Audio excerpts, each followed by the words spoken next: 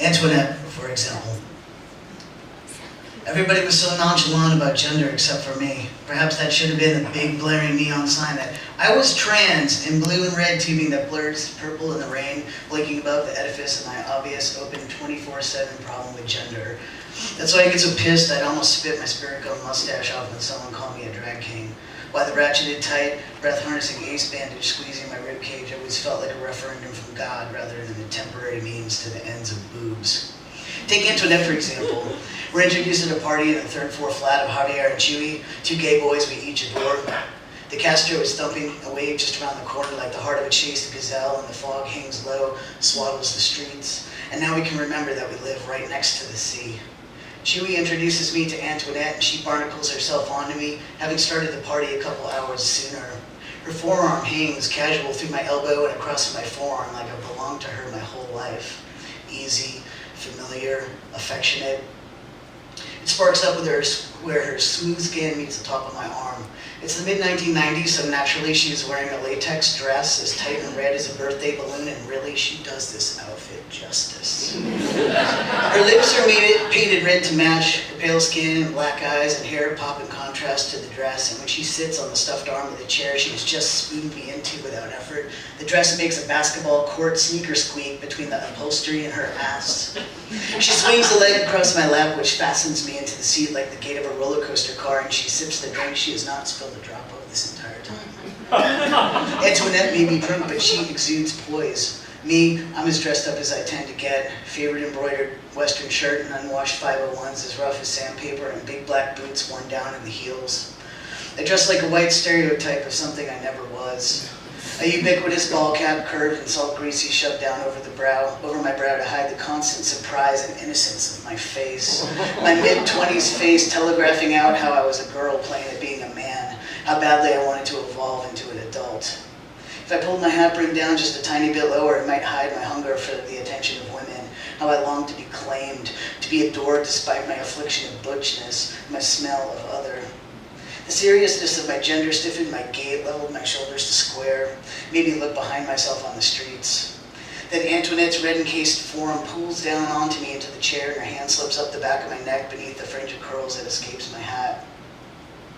Her fingers furrow rows in my hair, and I feel this everywhere in a body I spend a lot of time outside of. The party swirls around us, glasses and bottles, cadences of laughter, and loud talking, and 3/4 of the attendees trying to squeeze into the comforting yellow crush of the kitchen, and someone flips the records, and Antoinette and I float alone on an iceberg in the middle of the living room. She's telling me a funny story about her beloved but strict Korean grandparents, and I wonder what it would be like to be worthy of her. She seems so whole, untainted. I imagine my damage like a kite digging its point in the grass, something that even all of her happiness would never manage to hoist aloft. The painted petals of her lips graze my ears so close I can smell her lipstick. I want to taste it on my teeth.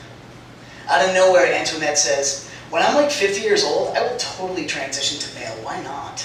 I'd like to spend half of my life as a woman and the rest as a man. I think that would be interesting." She looks at my face, inert as a medicine ball, and she laughs.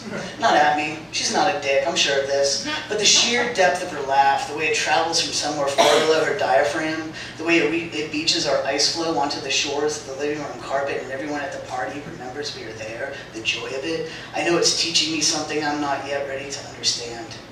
I lay a slip of paper here, bookmark it in my memory. A couple weeks from now, we'll go out on a date. She'll treat me to a Doc Watson concert. Antoinette shares my love of Americana.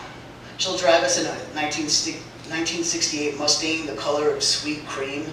When I compliment her car, she'll tell me it's a gift from her slave, her most regular client. She is cheerful about everything, and I feel exposed by the lightness of her. On our second date, she'll come over to the apartment in the Mission where I'm couch surfing and hang out with me and watch G.I. Jane on VHS. My dog will be recuperating from getting spayed, and I won't want to leave her because she'll be nauseated from being put under.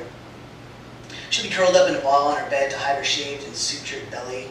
We'll watch Demi Moore sweating, doing crazy sit-ups and pull-ups, shaving her head. It would be kind of hot. Antoinette will say the movie inspires her, gives her ideas for scenes at work. There, Antoinette is the boss, called mistress by the men who pay, but the first time naked beneath me, she'll call me daddy, and I'll think, I don't know about all that. It will surprise me because I will feel as fragile and stitched together as my dog. I don't even have a place to live. The party winds down and Antoinette insists that I get her home. The boys hug us and wink at me. I catch her arm as her high heel stabs into and snags the carpet of the stairs before she slips all the way down. I fasten my leather jacket and helmet onto her, cocoon her in my too big armor. She straddles my bike behind me, drunk and listing, not easy in the latex. I hope I don't get pulled over helmetless as I drive her to her apartment door 7 blocks away. Antoinette's arms coil around my belly and she sings and sways as I roll through the streets made unfamiliar and mysterious by the blanket of fog. I see her through her door, her red lips stick to mine, briefly. She starts to pull me in. I don't want to be alone, but I want to face another even less.